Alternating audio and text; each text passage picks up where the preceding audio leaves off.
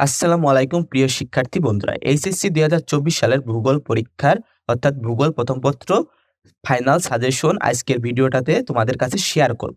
আজকের ভিডিওটা অবশ্যই তোমরা সম্পূর্ণ দেখবা, তাহলে বুঝতে পারবা ভূগোল প্রথম পত্র পরীক্ষায় কি এমসিকিউ আসতে পারে এবং কি সিকিউ আসতে পারে। এবং তোমরা অবশ্যই পরীক্ষার হলে আমার এই দেওয়া সাজেশন দেখে পড়ে গেলে ১০০ কমন পাবা এবং ভালো রেজাল্ট করতে পারবা।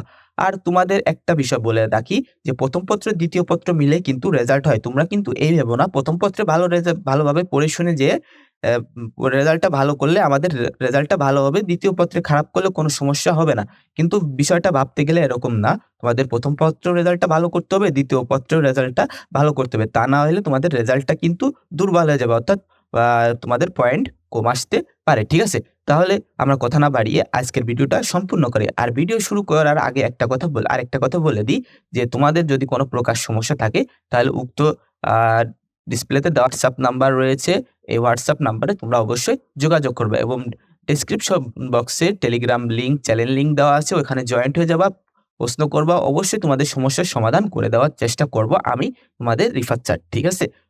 তাহলে আজকে কথা না বাড়িয়ে আমরা ভিডিওটা শুরু করি। আমরা সাজেশন সর্বপ্রথম দেব এমসিকিউ। এমসিকিউ সাজেশন দেওয়ার আগে আমরা একটু চলে যাব, দেখি কোন অধ্যায় থেকে আমরা সাজেশনটা দেব, সেই অধ্যায়ের নামগুলো একটু বলে দিব।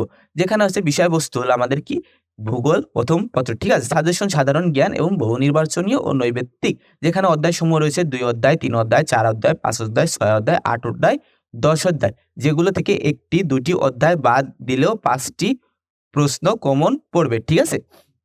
যেখানে হচ্ছে প্রথম আমাদের হচ্ছে দ্বিতীয় অধ্যায় রয়েছে পৃথিবীর গঠন, তৃতীয় অধ্যায় রয়েছে ভূমিরূপ পরিবর্তন, চতুর্থ অধ্যায় রয়েছে বায়ুমণ্ডল ও বায়ু দূষণ, পঞ্চম অধ্যায় রয়েছে জলবায়ুর উপাদান ও নিয়ম কানুন এবং ৬ নম্বর অধ্যায় রয়েছে জলবায়ু অঞ্চল ও জলবায়ু পরিবর্তন, ৮ নম্বর অধ্যায় রয়েছে সমুদ্র সৈকত এবং ১০ নম্বর অধ্যায় রয়েছে ব্যবহারিক মানচিত্র ও স্কেল। ঠিক আছে?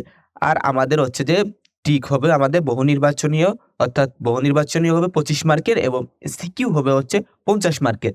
আর হচ্ছে যে প্র্যাকটিক্যাল হবে ২৫ মার্কের। এই টোটাল ১০০ মার্কের আজকে আমরা সাজেশন দেব কি ৭৫ মার্কের এবং পরবর্তী ভিডিওতে নিয়ে আসবো তোমরা কিভাবে অর্থাৎ প্র্যাকটিক্যালে ২৫ এ ২৫ পাবা। ঠিক আছে? তাহলে আমরা সর্বপ্রথম এমসিকিউতে চলে যাই।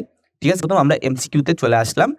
যেখানে দেখো রয়েছে দ্বিতীয় অধ্যায়ে পৃথিবী গঠনের প্রথম এমসিকিউটা হলো শিল্পায়ন, নগরায়ন, ব্যবস্থায়ন, বাণিজ্য মূলত কোনটিকে কেন্দ্র করে গড়ে উঠেছে? ওকে?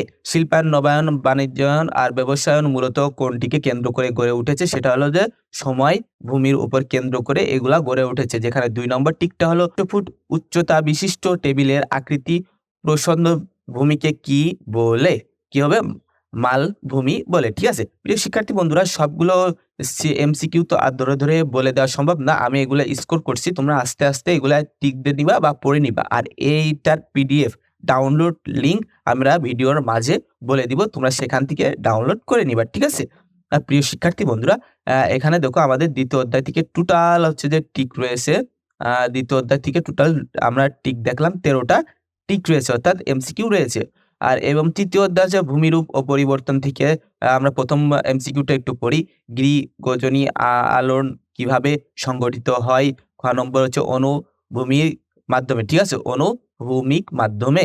এবং ২ নম্বর এমসিকিউ রয়েছে কোন আলোড়নের ফলে ভঙ্গিত পরিবর্তনের উৎপত্তি হয়? খ নম্বর হলো কি গৃহজনিত আলোড়নের ফলে। ঠিক আছে? প্রিয় শিক্ষার্থী বন্ধুরা, আমাদের তৃতীয় অধ্যায় থেকে মোট টোটাল আমরা টিক দেখতে পারছি। তৃতীয় অধ্যায় থেকে আমাদের টোটাল টিক আছে ৩৮ টা টিক রয়েছে। ঠিক আছে? আর আমি বারবার করে আরেকটা কথা বলে দিই, যেই টিকগুলা এবং সৃজনশীলগুলা বোর্ডে পড়েছে সেই টিক এবং সৃজনশীল অর্থাৎ এমসিকিউ এবং সিকিউ ভালোভাবে পড়ে শুনে তারপরে কিন্তু পরীক্ষার হলে অবশ্যই যাবা। ঠিক আছে? আজকে রাত্রের ভিতরে তোমরা সবগুলা আমার দেওয়া সাজেশন সব শেষ করবা। দেখবা তোমরা পরীক্ষার হলে সেইগুলা যেয়ে কমন পাবা। আর বেশি করে বোর্ডে দেওয়া, বিগত সালের বোর্ডে দেওয়া প্রশ্নগুলা অবশ্যই করবা। ঠিক আছে? প্রিয় শিক্ষার্থী বন্ধুরা, দেখো চতুর্থ অধ্যায় বায়ুমণ্ডল ও বায়ু দূষণ থেকে আমাদের টোটাল টিক রয়েছে আ টোটাল টিক রয়েছে হচ্ছে যে ৩৩ টা এবং হচ্ছে যে পঞ্চম অধ্যায় অর্থাৎ আ জলবায়ু উপাদান ও নিয়ম কানুন থেকে রয়েছে টোটাল রয়েছে টিক রয়েছে। আ ওইখানেও রয়েছে ৩২ টা টিক রয়েছে এবং ষষ্ঠ অধ্যায় হচ্ছে জলবায়ু অঞ্চল ও জলবায়ু পরিবর্তন থেকে টোটাল টিক আমরা দেখতে পাচ্ছি ৪১ টা এবং আ ৪১ টা। ঠিক আছে? প্রিয় শিক্ষার্থী বন্ধুরা, এই হলো আমাদের হচ্ছে যে এমসিকিউ অর্থাৎ বহু নির্বাচনীয় গেল, ঠিক আছে প্রিয় শিক্ষার্থীরা। এরপরে আমরা চলে যাব সিকিউতে। ওকে, তার আগে আমরা একটু মেন এই হলো আমাদের সৃজনশীল। আমরা চলে আসলাম এমসিকিউ শেষ করে আমরা সিকিউ অর্থাৎ সিকিউ বলতে সৃজনশীল বোঝায়। সৃজনশীল আমরা চলে আসলাম, যেখানে প্রথম সৃজনশীল হচ্ছে প্রথম হচ্ছে ভারতে ক পর্বতমালার রয়েছে বাংলা, যা বাংলাদেশের উত্তরে অবস্থিত এবং পৃথিবীর বৃহত্তম। ওকে, আবার খ একটি পর্বতর যার উদাহরণ ভারতের নিবন্ধন পর্বত। ওকে, ক পর্বত কাকে বলে? খ মালভূমির গঠন প্রক্রিয়া ব্যাখ্যা করো, এবং গ উদ্দীপকের ক পর্বত সৃষ্টির কারণ ব্যাখ্যা করো, এবং ঘ রয়েছে উদ্দীপকের ক ও খ পর্বতায়নের বৈশিষ্ট্য তুলনামূলক আলোচনা করো। প্রিয় শিক্ষার্থী বন্ধুরা, তোমাদেরকে আরেকটা বিষয় আমি বলি, তোমরা সৃজনশীল প্রশ্ন লেখার সময় ভালোভাবে আগে সৃজনশীলটা পড়বা, বুঝবা, ঠিক আছে? মগজের ভিতরে ভালোভাবে পড়ে বুঝে তারপরে দেন তোমরা সৃজনশীল গ ঘয় হাত দিবা, ঠিক আছে প্রিয় শিক্ষার্থী বন্ধুরা। আরেকটা বিষয় তোমাদেরকে বলি, যারা মনে করো পাস নিয়ে একটু সন্দেহ রয়েছে, তারা পরীক্ষার হলে কোনো প্রশ্ন ছাড় দিবা না, ঠিক আছে? পারো বা না পারো, সৃজনশীল গ ঘ অবশ্যই হাত দিবা, ঠিক আছে?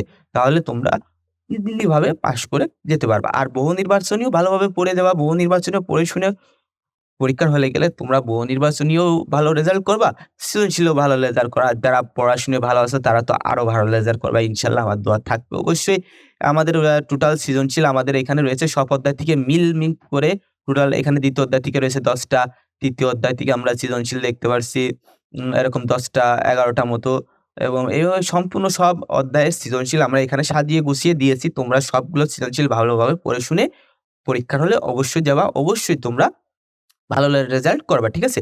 এর পরবর্তী সাজেশন নিয়ে আমি অবশ্যই চলে আসবো। তার আগে তোমরা অবশ্যই কিন্তু আমাদের চ্যানেলটা সাবস্ক্রাইব করে দিবা।